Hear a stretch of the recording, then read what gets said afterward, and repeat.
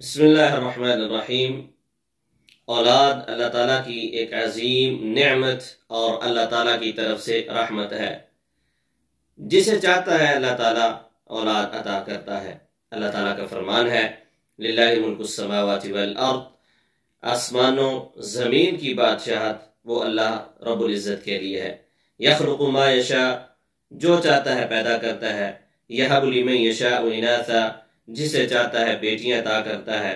وَيَهَبُ لِمَن يَشَاءُ الذُّكُورَ، اور جسے چاہتا ہے اللہ تعالیٰ بیٹے عطا کرتا ہے۔ أَوْ يُزَوِّجُهُمْ ذُكْرَانًا وَإِنَاثًا، اور جسے اللہ تعالیٰ چاہتا ہے اسے بیٹے اور بیٹیاں دونوں عطا کرتا ہے۔ وَيَجْعَلُ مَن يَشَاءُ عَقِيمًا، اور جسے اللہ تعالیٰ چاہتا ہے اسے بانجھ رکھتا ہے، بے اولاد رکھتا ہے، اسے کچھ بھی عطا نہیں کرتا۔ یہ اللہ رب العزت کی منشا پر منحصر ہے کہ اللہ تعالیٰ جسے چاہے بیٹیاں دے، جسے چاہے بیٹے دے، اور جسے چاہے بیٹے اور بیٹیاں دونوں عطا کرے، جسے چاہے بے اولاد رکھے اسے کچھ بھی عطا نہ کرے۔ یہ اللہ رب العزت کی منشا پر منحصر ہوتا ہے۔ اور اللہ رب العزت کا یہ قانون انبیاء اور غیر انبیاء کے لیے سب کے لیے برابر ہے۔ اب لوط علیہ السلام اور شعیب علیہ السلام کو اللہ رب العزت نے صرف بیٹیوں سے نوازا۔ ابراہیم علیہ السلام کو اللہ رب العزت نے بیٹوں سے نوازا، اور نبی محمد صلی اللہ علیہ وسلم کو اللہ رب العزت نے بیٹے اور بیٹیاں دونوں عطا کیے۔ اور اسی طرح یحییٰ علیہ السلام اور عیسیٰ علیہ السلام کو اللہ رب العزت نے نہ بیٹے عطا کیے اور نہ بیٹیاں عطا کیے۔ یہ اللہ رب العزت کا قانون ہے، اس کی قدرت ہے، اس کی منشا ہے۔ دین اسلام سے پہلے جس کے گھر میں بیٹی پیدا ہو جاتی یا اسے بیٹی کی خبر دی جاتی تو اس کے بارے میں قرآن مجید کیا کہتا ہے؟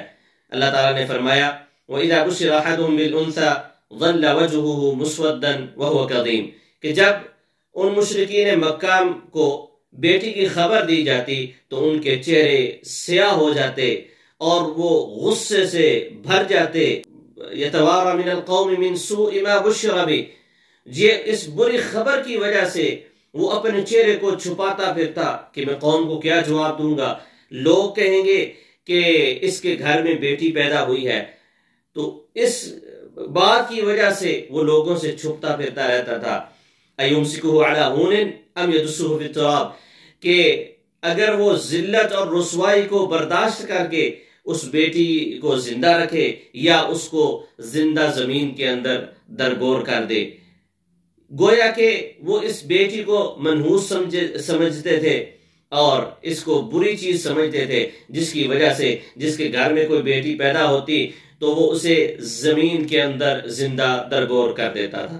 تو جب اسلام آیا تو اسلام نے اس بیٹی کی عزت اور عظمت اور رفعت کو بلند کیا، اور اسلام نے قانون اور ضابطہ مقرر کر دیا اور یہ قانون بنا دیا کہ جو شخص کسی بیٹی کی، ایک کی، دو کی یا تین کی، یا اپنی بہنوں کی، ایک دو تین کی، ان کی کفالت کرے گا، ان کی اچھی تربیت کرے گا اور اچھی پرورش کرے گا، یہاں تک کہ وہ بیٹیاں اس سے جدا ہو جائیں، یعنی ان کی شادی ہو جائے، یا وہ آدمی فوت ہو جائے، ان سے جدا ہو جائے، تو نبی علیہ السلام نے فرمایا کہ ایسا شخص قیامت کے دن میرے ساتھ اس انگلی کی طرح ہوگا۔ آپ علیہ السلام نے ان دونوں انگلیوں کو ملایا اور یہ کہا کہ جو شخص ایک دو تین بیٹیوں کی یا بہنوں کی پرورش کرتا ہے، وہ ان سے جدا ہو جاتی ہے، تو قیامت کے دن میرے ساتھ اس طرح ہوگا۔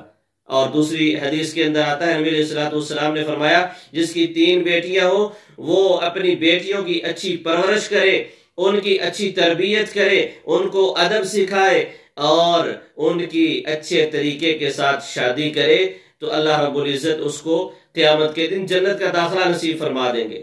تو یہ اسلام نے بیٹیوں کو یہ عزت اور عظمت دی، اور ہمارے لیے ان بیٹیوں کو جنت میں جانے کا ذریعہ بنا دیا۔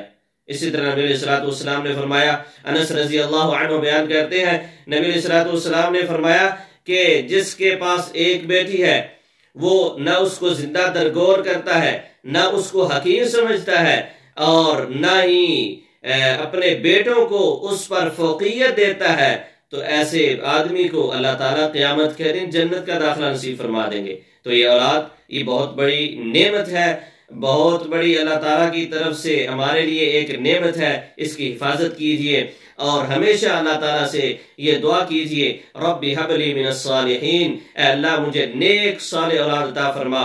یہ ابراہیم علیہ السلام دعا کیا کرتے تھے، تو اللہ رب العزت نے اسماعیل علیہ السلام جیسا عظیم فرزند عطا کیا۔